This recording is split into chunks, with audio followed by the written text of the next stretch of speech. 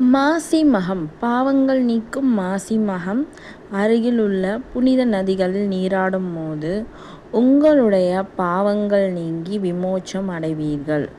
சரிங்களா?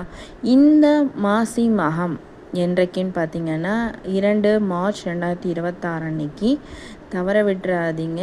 இந்த வீடியோ நீங்கள் மட்டும் பார்க்காம உங்கள் ஃப்ரெண்ட்ஸ் ரிலேட்டிவ்ஸ்க்கு எல்லாருக்குமே கண்டிப்பாக ஷேர் பண்ணுங்கள்.